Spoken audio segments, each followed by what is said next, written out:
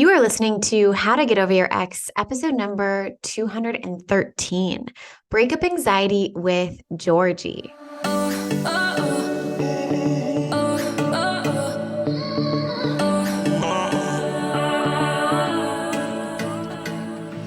Welcome to How to Get Over Your Ex, a podcast on getting over your ex without it just taking time. I'm your host, Breakup Coach Dorothy. Let's turn your pain into power and your heartbreak into happy. Hello, beautiful brave hearts. I'm so excited for today's special guest. We have Georgie. So I want to tell you a little bit of backstory before we dive into her and what she does and how she helps heal the world in her magnificent ways. But Georgie, actually, I met her through a 5-day training that I did a very long time ago. I genuinely think it was probably the first or the second 5-day training I ever did. And it's just wild to think how much, and I don't know if the word is, but how long our friendship has been throughout our coaching experience. Because it's just like, I remember starting out as a coach. I was such a young coach when I did that 5-day training. I'll never forget the very first 5-day training I did. It was literally one of those moments of, I just want to try this. It sounds like fun. I think it would be helpful, right? And half the time I was like, I'm not sure if anyone will join. I had a partner at the time. I was dating someone who would join all of my Facebook lives to make it look like someone else was there listening. It was so sweet of him. But I remember that first 5-day training, I think there were like 25 people that attended, which is like crazy now. But yes, Georgie was at one of my very first 5-day trainings and we became very good friends after that. I have not actually met you in real life, which is a whole thing. I can't wait to meet you and also so many other coaches that I'm in love with that I haven't met in real life. It's so wild. But I have been on Georgie's podcast multiple times, so we're going to definitely link those episodes in the show notes. But I am very, very excited to bring her on today. She wrote a book all about anxiety. So I'm really excited for her to talk to us today about this book, as well as about just breakup anxiety in general and what I notice my clients experiencing and kind of what she would suggest in those kind of situations. So Georgie, thank you so much for being here. Please introduce yourself. Tell people where you are, who you are, what you do. And yeah, I'm excited to get started and dive in. Oh, thank you so much, Dorothy. It is amazing how these connections can develop even online. Like, I can't believe we haven't met up. We've kind of tried to make loose plans, but one day we'll be on the same side of the world. So essentially I am an anxiety therapist and I help women with high functioning anxiety, especially. So these are our high performance, high achievers, perfectionists who typically get caught up in people pleasing and I suppose diminishing their own self-worth and their own needs for other people. And it's all about, I suppose, finding a sense of safety and security in the world through being perfect, which is my own experience as well. And as always, we learn so much through our own personal journeys. And I was just thinking as we were talking before about this topic of, the way that breakups and anxiety kind of go together. They very much do, hand in hand. And I would say that the element of anxiety, I've worked with women with health anxiety, women with anxiety around flying on planes, so many different elements to anxiety that all kind of coincide with this sort of persona of high functioning anxiety. But for me in my own personal life, and this happens with my clients too, the relationship stuff and breakups and the anxiety that can bring up has always been my own biggest personal struggle. So hence why when 3.5 years ago, when I was going through a big breakup, I found you and your work. I needed that support. So I do have a book coming out and it's being released in the US, which is super exciting as this special edition. They've created a whole new cover for it. It's called The Anxiety Reset Method. And I wrote it last year when I was living in Portugal. So I infused all the beautiful, fun, chilled out Portugal vibes into the book, into the writing. And it's based on my 12-week program, the Anxiety Reset program. So it's taking everyone through a 12-week process where we're not just looking at our thoughts and beliefs, even though that stuff's super important and we cover a lot of that. I'm a naturopath and a nutritionist too. So we're considering the food that we eat, the health of our gut, how everything all flows together. Our hormones are super important, especially as women. And if we don't know what's happening with our cycle and where we're at day to day, we can literally, I describe this like driving a car blind. It's like, if you're kind of like, why do I feel like the world is ending, and you don't know where you're at in your cycle, it's going to give you so much insight, right? So that's pretty much an overview of the work that I do. I am so excited. Thank you so much for that, Georgie. And I really want to talk about what you just mentioned of how I feel like you are so well versed in so many areas, and I love that, right? Obviously, I'm very deep into thought work and thoughts create feelings and all of that, but the gut is so important. Hence why I've done fasting since 2020. Hormones are so important. Hence why I've gone on this like deep hormonal journey the past year. And something that I've realized in a lot of my clients is we talk a lot about in the program where we're talking a lot about where are you in your cycle? Because thoughts of your ex will pop up more frequently, I think, when you are right about to start your period. And not even like just thoughts of your ex, but like the doom and gloom of I'll never have that again in the future. And just being aware of that, just being cognizant of the fact that that happens, it makes it less surprising when they do appear and you don't completely go off track because you're like, oh my gosh, I've backslid or I'm going backwards in my progress. It's absolutely not the case. It's literally a hormonal thing. So I love that you integrate all of that. I am really curious. Can we just start with the basics from your perspective? Will you let us know what anxiety is? Like, what would be Yeah. your most basic definition of anxiety? Well, we can look at it from a few different angles. One would be the physical experience and sensation. So we might experience sweaty palms, we might experience our heartbeat racing, or maybe a slight dis-ease, uneasy feeling in our gut, that sense of feeling a little bit sick or a little bit like there's knots in the stomach. So that can be what anxiety feels like. Or it could be the freeze response where you just feel your whole body shut down. You might feel a heaviness in your limbs. But typically, most of us aren't really even all that aware of what we're feeling in our body. We're much more aware of our mind because we're way up in the head. We're usually somewhat like our awareness has left our body. Basically, we're all just in the mind. So we'll experience racing thoughts, the mind very much churning over, ruminating over problems, issues. In the case of a breakup, of course, you're going to be ruminating almost obsessively about the breakup, feelings of rejection, feelings of self-criticism, and also where did I go wrong and how do I get them back, or depending on the situation, of course. So that might be what it looks like. In the more intense elements, of course, we then have a spectrum where we can go into panic attacks. And a panic attack is where almost the thoughts race to the point where the mind is almost blanked. We've gone into a complete shutdown panic mode. When I've had panic attacks in the past, I notice my jaw is shaking, and that's always the telltale for me.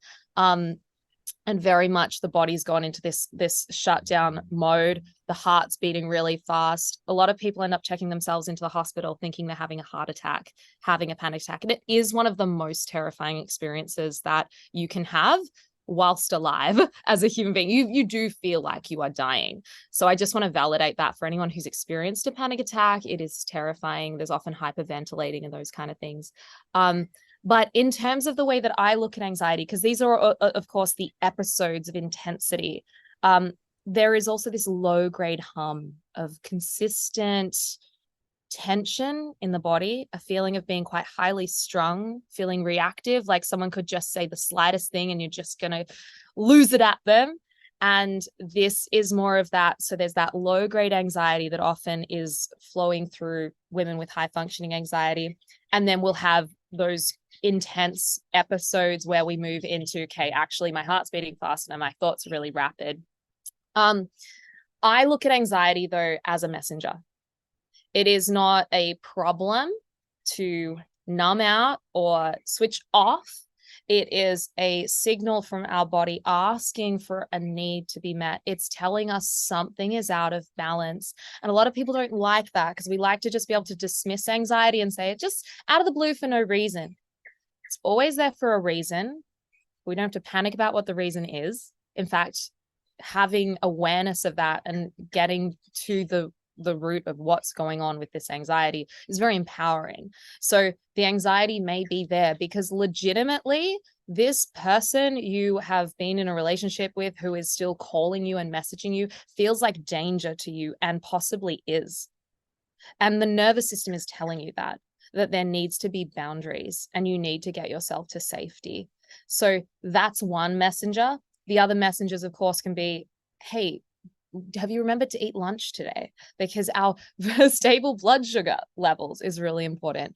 Or it could be, maybe we've got a deficiency of our progesterone levels that is resulting in extreme PMS that is debilitating. Or it might be that we have like actually a parasite living in our gut or some kind of imbalance in the microbiome that's impacting the signals to the brain as well. More often than not, Dorothy, it's a combination of all of the above, a few different things depending on our circumstances. And quite literally on just like a basic biological level, to go from being in a partnership where you feel safe and secure and you have literally a partner, like someone helping you to survive through life, to cope with the challenges, and then going to transitioning into a situation where you are single and not necessarily supported in that intimate way that you once were. And you have to sort of perhaps maybe rebuild more support networks and deeper relationships with friends and family and other people that, perhaps the partner fulfilled that space in your life previously. It just makes sense that there would be more anxiety. The body's saying, I'm not feeling as safe. I don't feel like I have this safety net the way that I did before. I'm so glad you said that. I've been reading currently about the science behind co-regulation and the ideas of toxic individualism is what it's been called in the industry. I don't really like the name, but that's what they're calling it.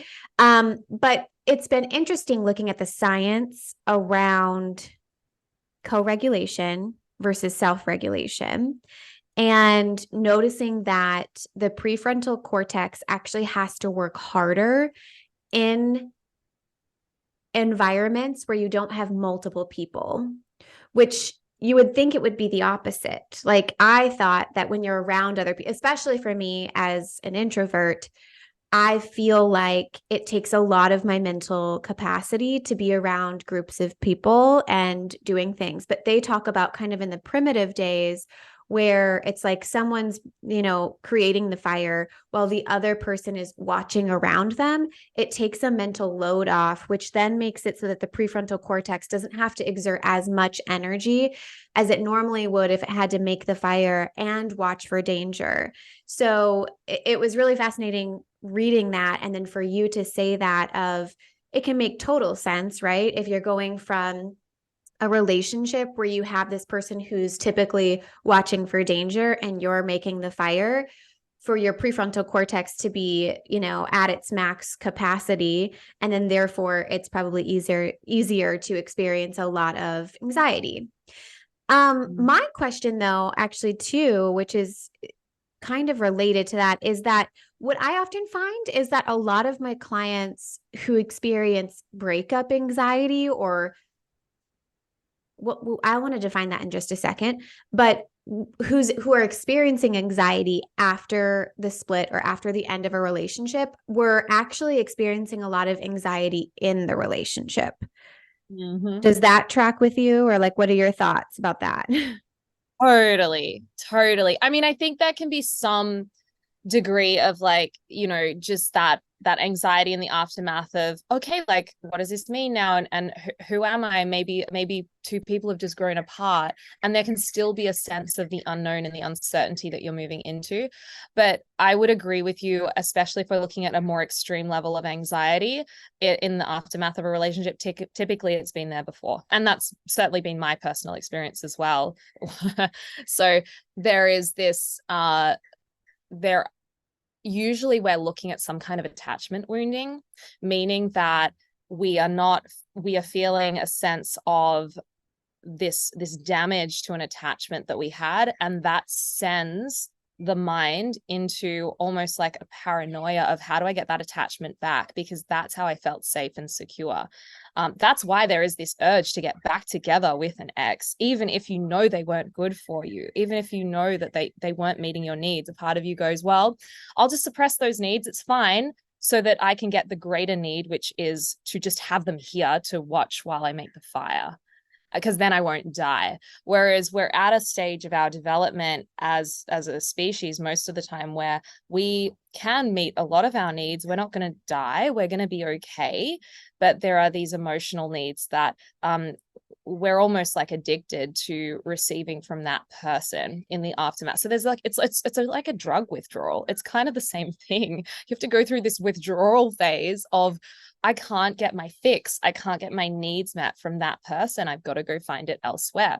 And the question of where do we find it after is a big one. I love it. I love it. Well, can you talk to us a little bit about your personal experience? Is that something that you would feel comfortable sharing with us? I would love to kind of hear more about the anxiety that you experienced in your relationship, and then how did it translate into your breakup, and maybe how did you overcome it, or what tools did you use? I'd love to hear a little bit more about your story if you're open to sharing. Of course. So, I mean, look, there has to be a context to this. And that is, look, I've done so much exploration work. And with my clients, I do this too. You know, there's so much that comes back to our childhood, and so much I didn't even realize, because it was just normal the way that the blueprint I was given for how a man shows up in my world. And I was repeatedly told the message of like, you know, how loved I was, but the actions I was shown by my father was an inconsistency, especially a lack of emotional availability. He was very, very busy with work, and work always came top of the priority list, and not me, and not my siblings, and not the family at the end of the day. And this is not an uncommon story, but it's just actually highlighting how much this affects us. So then I would go into relationships expecting that I am not the top of the priority list, the work is. And I expect this kind of like coldness or this withdrawal, like, and I will just suppress my needs in order to make that the partner more comfortable.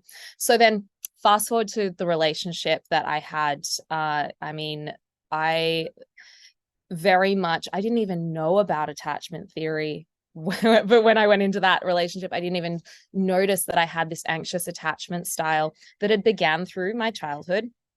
A relationship I had prior to that was a very secure relationship. So none of my stuff got triggered, and we were just sort of happy and trundling along. And then I went into this other relationship, and boom, like so much passion, so much amazing magic to it.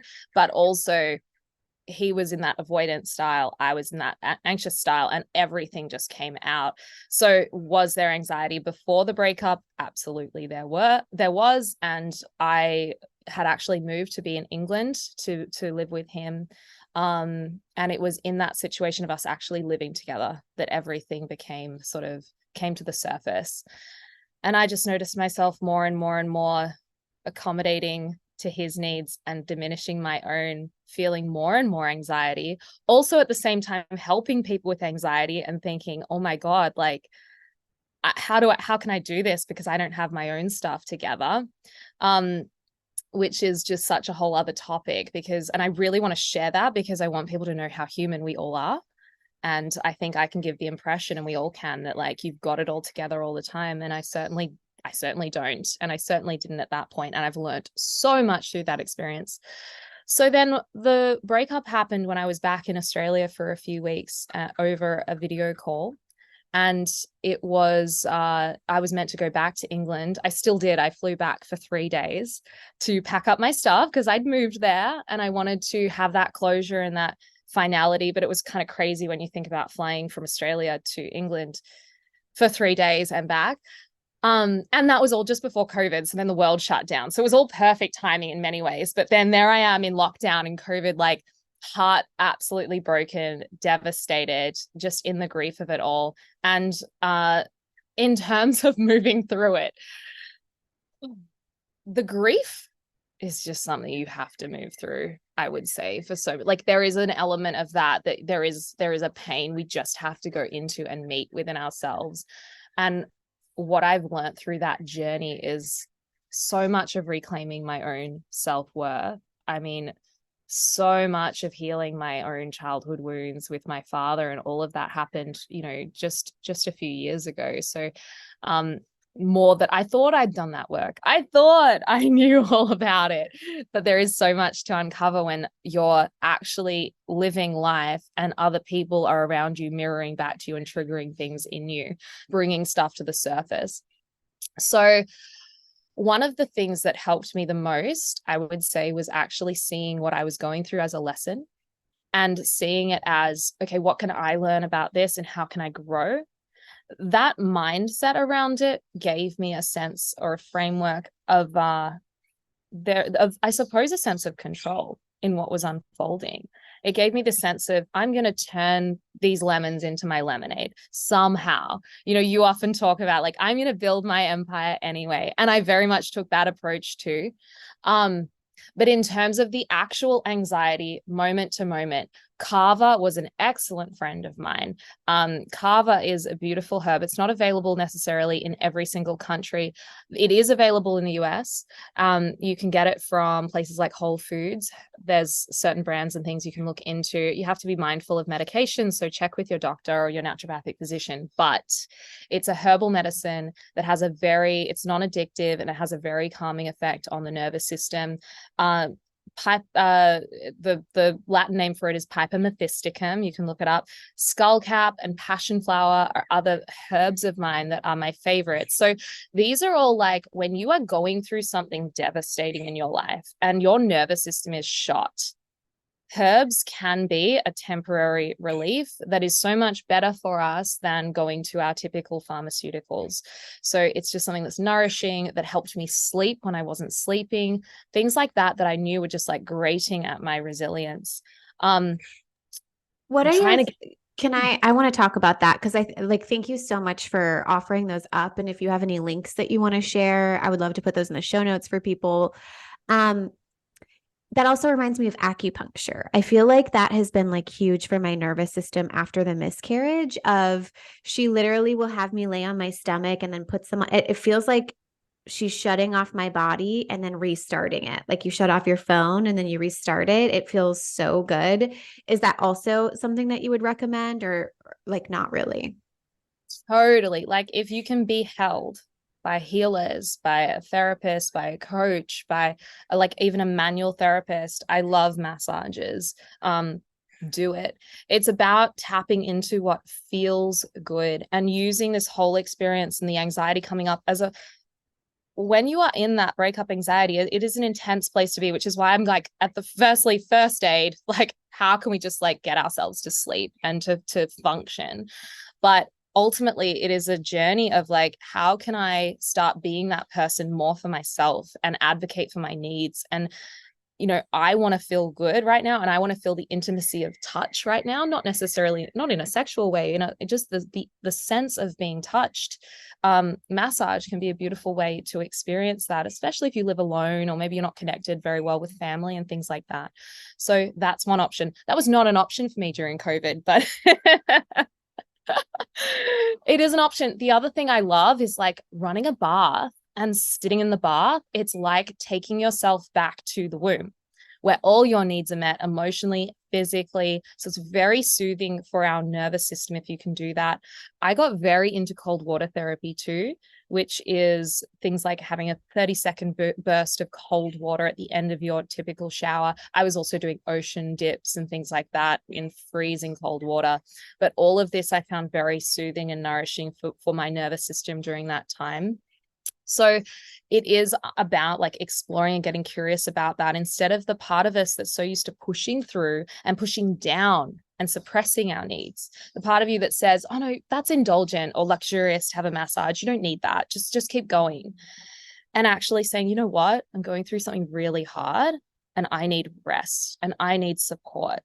And leaning into that space can be so nurturing and nourishing, especially when you actually acknowledge that that is one of these big holes that is left in the aftermath of a relationship. It's the support. So bolstering yourself up with that support is so important. The other thing I would say, when we're feeling anxious, typically in the aftermath of a breakup, but also anytime really, we usually have some kind of emotion bubbling up under the surface. And more often than not, it's going to be, especially with a breakup, it's going to be grief. So it's really starting to see these emotions in a different way too, and learning how to be with them, learning how to see that wave of grief coming through you and working with it. That was very helpful for me. I saw it like this big open wound that would just fill up with, and this is so gross. So, sorry everyone, but it's like, it explains it so clearly. It just fills up with pus, and you just have to kind of like let the like clear it out every now and then, and it will fill up again. So it's like with grief, you're filling up with the need to have a big cry. And when you do cry, you're cleansing that wound, and you'll have relief for a while, and it will build up again, and you'll clear it out again. And it's just this process of tending to that wound and actually making space for yourself to grieve and cry. And what you'll find is that as the wound is getting full and the need to cry is building up, you will feel more anxious. But that is your body, your nervous system communicating to you that you are full of emotion, full of stress to release. And it's time to sit down and break apart for a moment. And sometimes that only takes you 10 minutes. You can do a power cry in the bathroom at work and then come back to your office. Like, these are things that we can do. Or a lot of us working from home or having these different work setups these days, there are ways that we can fit in a cry and our emotional regulation throughout our day typically. So there are many options available, and that is a really important one. And so often people come to me and they would rather I just give them the herbs or give them something, a technique to make it go away. But the best thing that's going to make it go away is for you to surrender to the emotional experience that's here and break apart and let it take you over for a little bit. And then you'll feel the relief. And then you start to associate having a cry as a positive thing, as a healthy thing, as something that is helping you to regulate and release stress. And if you've never had that relationship with your emotions before, because most of us were shamed in some way for our emotional expression as children, most of us were told, either, big girls don't cry, or come on, how are you doing this to me? Our parents sort of implying like we are creating stress for them. Like, you're too much for me by having your emotional experience. This really shuts it down inside us and makes us feel like we shouldn't have our emotional expression. But it makes getting through a breakup, getting through anxiety, getting through life so much easier when we do, because life is hard. It's full of challenge, and we have a built-in system that helps us cope. And crying literally is how we release cortisol in our tears, our stress hormone. We cry it out, and you feel the amazing relief on the other side. So I started to get into this process almost like the way you might come towards your gym workout routine. And I would see my grieving in that same way. It's like, oh, it's up again. It's time to go in and have another session. And I would set that space aside to cry and feel it. And similar to like when you're having a workout and you're doing the squats and you're feeling your legs and your butt burning. And we say to ourselves, even though it's uncomfortable and it hurts, we say, this is good. This is so healthy for me. Can we do that with our grief too? Can we do that with that feeling of release that happens? If we can start to shift the mindset, we will shift the experience, and then it just becomes graceful and easeful. It's so much easier when we can let that emotional experience flow. So important. Feeling your feelings, my friends. Absolutely. Right. I had a question come up while you were talking around, because you mentioned how anxiety, sometimes it's covering like an emotion that's trying to bubble up. And I feel like that's like the number one. When someone's telling me that they're feeling anxious when I'm coaching, I'm like, what emotion are you avoiding? Like, there is definitely an emotion behind that. And a lot of times, definitely grief is huge, which you talked about. But I'm also thinking about like fear. And I think that fear after a breakup happens because of many reasons: fear of the unknown, fear of how we're going to live life without this person we thought we were living our life with forever, fear of how are we going to create everything we wanted with them on our own. We don't even, it's like, I see such a resistance to even looking at it or going there.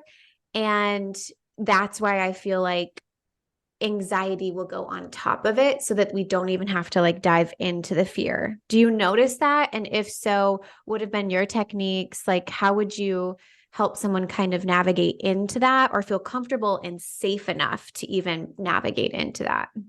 Yeah. Oh, so good that you brought this up because so I do a lot of work with the subconscious mind, which is for those who are new to this idea, it's simply just imagine how vast the experiences and the ideas that come up when you are dreaming, how huge that knowledge base is. That's just like, why was I dreaming about pink elephants and also my cousin that I haven't seen in 3 years? Like what?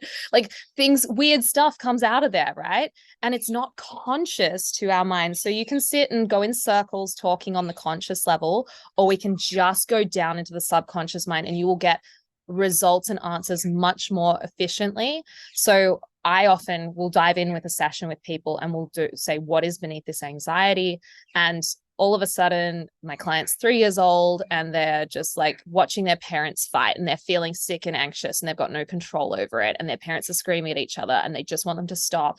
And it's this feeling of powerlessness, helplessness, and ultimately, and this is what's at the bottom of every single one of us, our core wound is the belief that I am not enough. So when you say, how am I going to live my life without this person? How am I going to go on? It's I'm not enough. I'm not enough to do this alone. I'm not enough to go out and cope with life. I'm not enough to get my needs met. And there's a caveat here because you mentioned that I can't remember the term you used, but a toxic toxic.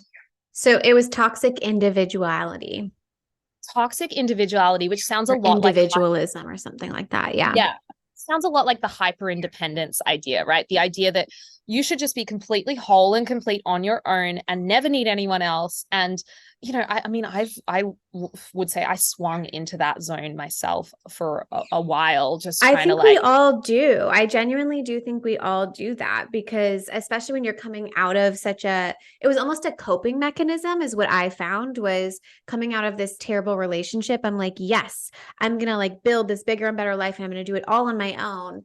And it's like, yes, there's that. And I want a relationship that I build together with someone else. And so learning to find both of those, it's been like really fun navigating that of like self-sufficiency and recognizing that I want to be in relation with someone else.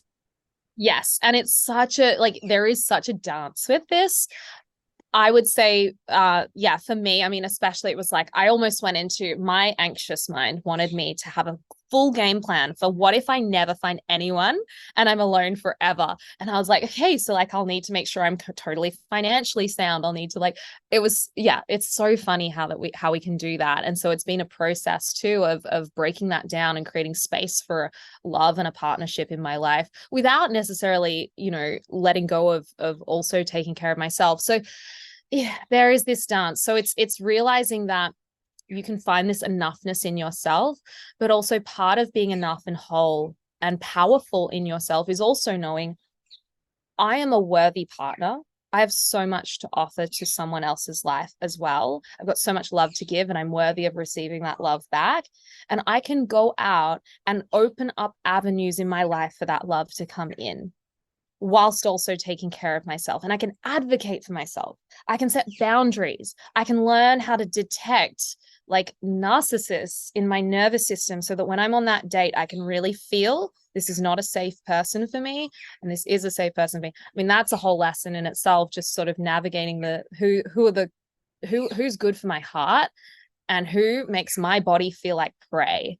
That is something I'm so familiar with now, Dorothy, that I'm just like, and it's a funny thing because you can almost that second guessing can still come in there where you're like, am I just judging this person too quick?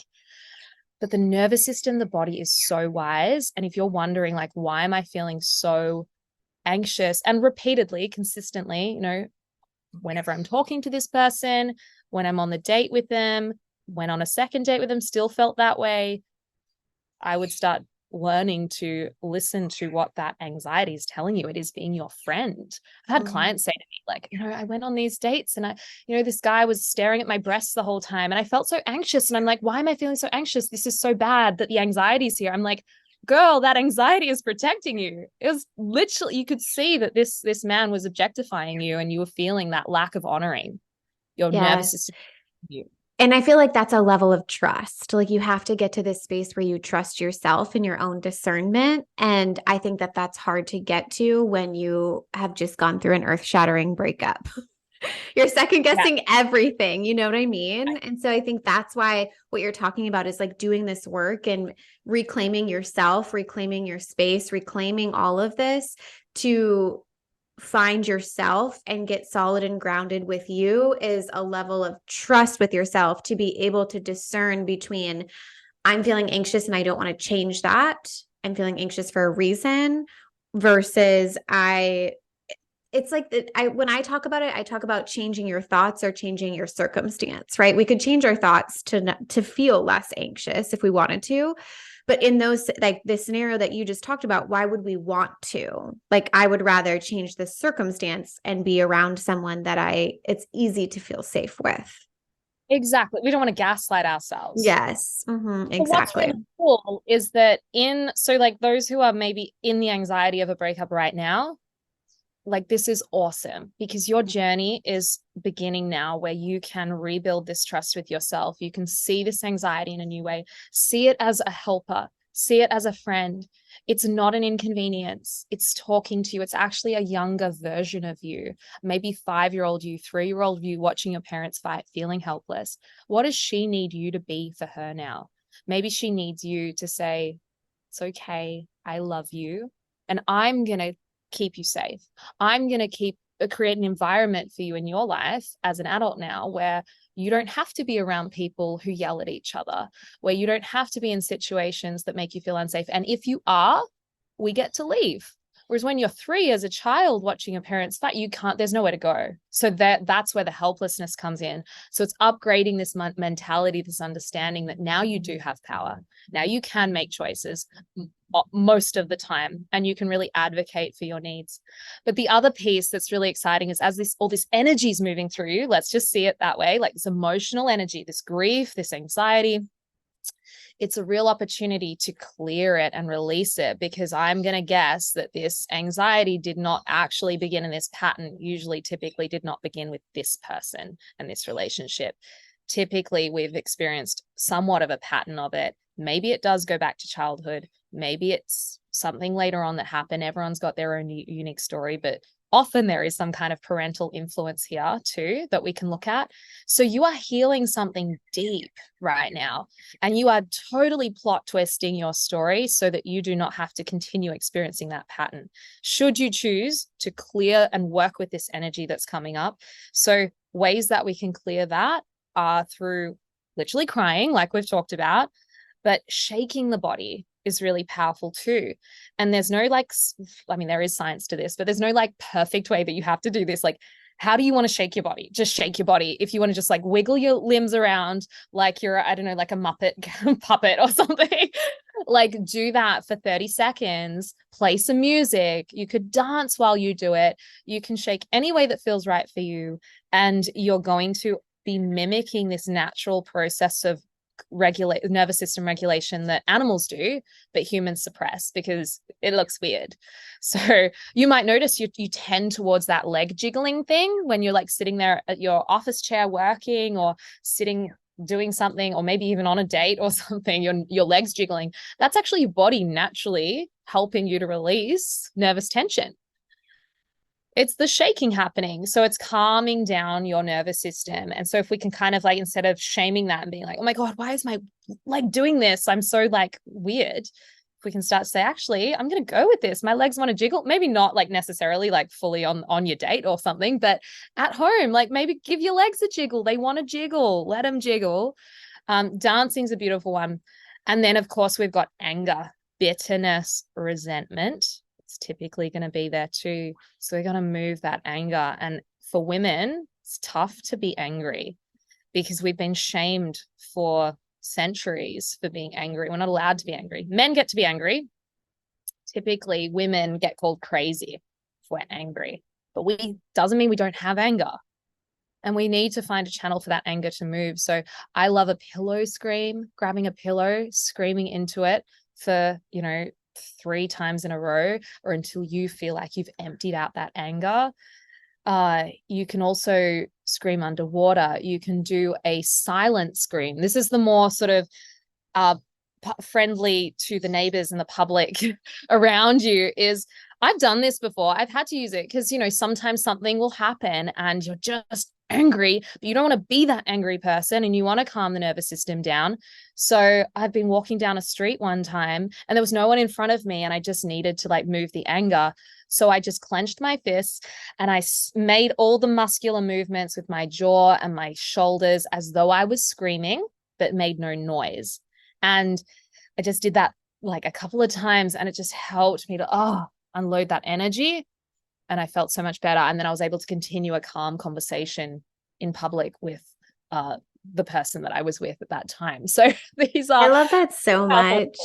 Another thing that I use, I'm a self-projected projector. And so what that means is a lot of my stuff comes through my throat. And one of the activities that I've gotten into a habit doing is when I'm angry, I voxer myself screaming and saying all the things that I want to say to the person that I don't actually know if I want to say yet. But if I could say all the things to that person, what would I be saying and what would I be screaming at them about? And I'm obsessed with it. Sometimes I'll re-listen and sometimes most of the time I don't re-listen, but getting it out of my throat is so helpful.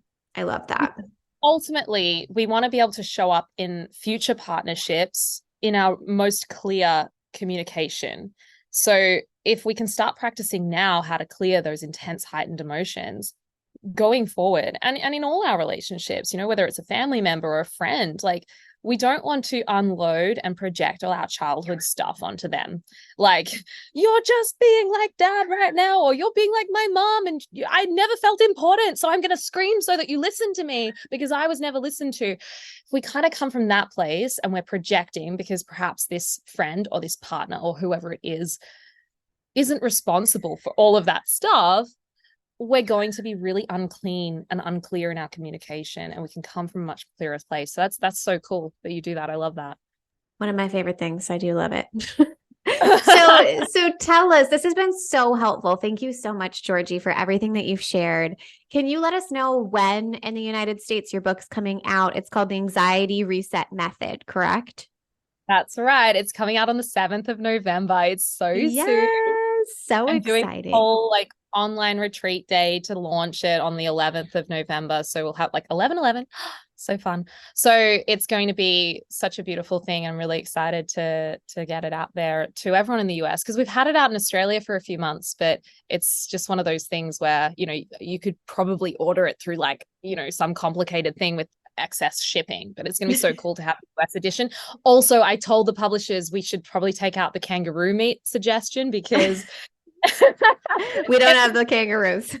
Exactly. I don't want everyone in the US being— I'm sure there is some kangaroo meat somewhere in the US, but I don't want everyone being confused, maybe we need to sub it out for bison or moose or something. But anyway, that's it's had that kind of alterations to clarify certain parts of the messaging. Yeah, amazing. Well, we're so excited. I'm going to go ahead. I'll link that in the show notes as well. So I'm so excited to get it. I cannot wait to read your book. Thank you so much.